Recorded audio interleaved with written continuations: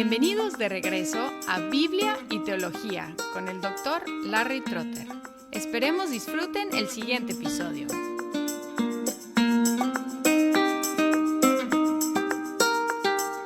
Una de las cosas que aprendemos a hacer cuando nos convertimos a Cristo es dar un testimonio personal. Y es parte de ser un testigo. ¿Qué hace un testigo? Dar un testimonio. Un formato de dar un testimonio personal es muy sencillo. Mi vida anterior, cómo conocí a Cristo, y mi vida como cristiano. En el texto en Gálatas que vamos a considerar hoy, encontramos algo de este formato, aunque vamos a ver solamente la primera parte en este episodio. La primera parte del testimonio de Pablo es su vida antes de ser cristiano, y lo encontramos en Gálatas 2, 11 al 14. Pues quiero que sepáis, hermanos, que el Evangelio que fue anunciado por mí no es según el hombre, pues ni lo recibí de hombre, ni me fue enseñado, sino que lo recibí por medio de una revelación de Jesucristo, porque vosotros habéis oído acerca de mi antigua manera de vivir en el judaísmo, de cuán desmedidamente perseguía yo a la iglesia de Dios y trataba de destruirla, y cómo yo aventajaba en el judaísmo a muchos de mis compatriotas contemporáneos, mostrando mucho más celo por las tradiciones de mis antepasados. En el resto de capítulo 1, los versículos 11 al 24, Pablo defendía la declaración que hizo en el primer versículo, que es: Pablo, apóstol, no de parte de hombres, ni mediante hombre alguno, sino por medio de Jesucristo y de Dios el Padre, que le resucitó de entre los muertos. Esta declaración de su apostolado que recibió directamente de Jesucristo y de Dios es el enfoque de esta historia, este testimonio personal. Porque en el 11, él dice: pues quiero que sepáis, hermanos, que el evangelio que fue anunciado por mí no es según el hombre. Así retoma su defensa de su apostolado. Pero su objetivo no fue autodefensa, sino defensa de la legitimidad del evangelio que él había predicado en Galacia. En los versículos 1 al 10 encontramos los tres elementos del evangelio. Jesucristo es Dios, Él murió por nuestros pecados y Dios lo levantó de entre los muertos. Y para defender la legitimidad de este evangelio, tenía que comprobar que él había recibido el evangelio directamente de Jesucristo, no de hombres. Y la forma de su prueba fue testimonio personal. En el versículo 12 dice: pues ni lo recibí de hombre, ni me fue enseñado, sino que lo recibí por medio de una revelación de Jesucristo. Pero antes de describir esta revelación, él regresa a su vida anterior, y es el enfoque de los versículos 13 y 14.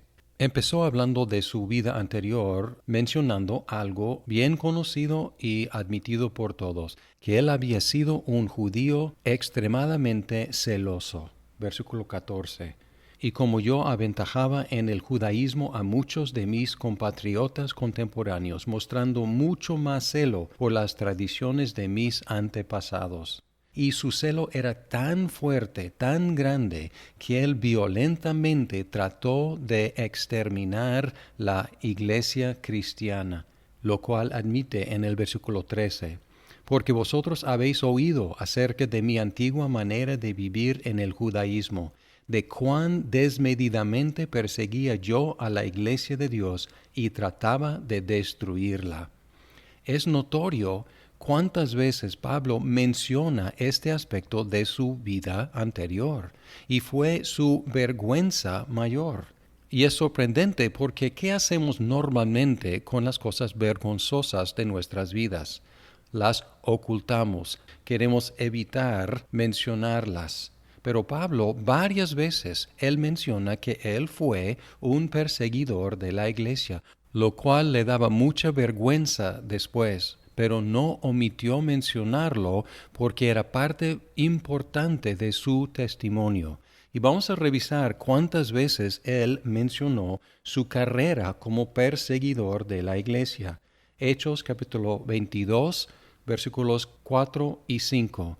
Y perseguí este camino hasta la muerte, encadenando y echando en cárceles tanto a hombres como a mujeres, de lo cual pueden testificar el sumo sacerdote y todo el concilio de los ancianos. También de ellos recibí cartas para los hermanos, y me puse en marcha para Damasco, con el fin de traer presos a Jerusalén, también a los que estaban allá, para que fueran castigados. Otra vez, en 1 Corintios 15, versículo 9, porque yo soy el más insignificante de los apóstoles, que no soy digno de ser llamado apóstol, porque perseguí a la iglesia de Dios. Filipenses 3, 4 al 6. Yo mismo podría confiar también en la carne. Si algún otro cree tener motivo para confiar en la carne, yo mucho más, circuncidado el 8º día, del linaje de Israel, de la tribu de Benjamín, hebreo de hebreos, en cuanto a la ley, fariseo, en cuanto al celo, perseguidor de la iglesia, en cuanto a la justicia de la ley, hallado irreprensible. Y luego, por última vez, en 1 de Timoteo 1:13, donde dice, aun habiendo sido yo antes blasfemo, perseguidor y agresor. ¿Por qué mencionó tantas veces su vida anterior? No es una cuestión de exhibirse, no se jactaba de lo malo que era, tampoco estaba tratando de ser sensacionalista. Al contrario, él mencionó estas veces con mucha vergüenza su vida anterior como perseguidor de la iglesia para presentar uno de los argumentos más fuertes a favor del poder de la gracia de Dios de alcanzar y transformar a cualquiera. Voy a leer 1 de Timoteo 1, 12 al 16 para escuchar todo el argumento.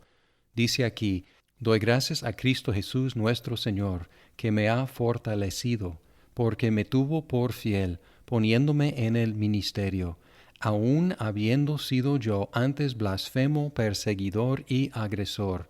Sin embargo, se me mostró misericordia porque lo hice por ignorancia en mi incredulidad.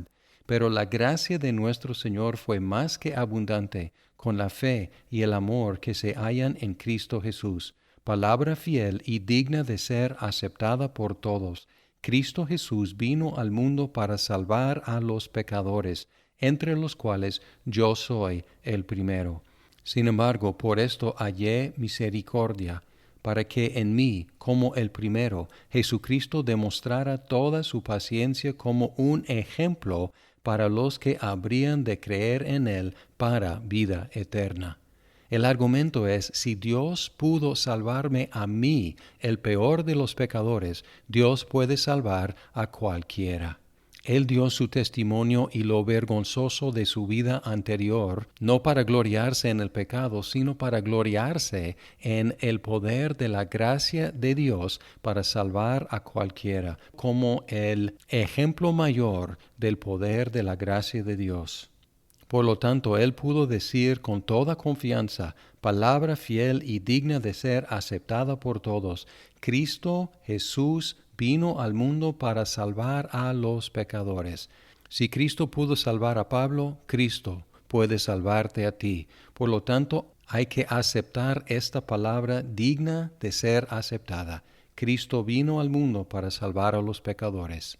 Si estás escuchando este mensaje hoy, la respuesta es poner tu fe en Jesucristo para ser salvo de tus pecados. Y como ya hemos visto qué hizo Jesús para que seamos salvos de nuestros pecados, Él se entregó por nuestros pecados y Dios lo levantó de entre los muertos. Es un mensaje digno de ser creído y el único mensaje que nos puede dar la salvación.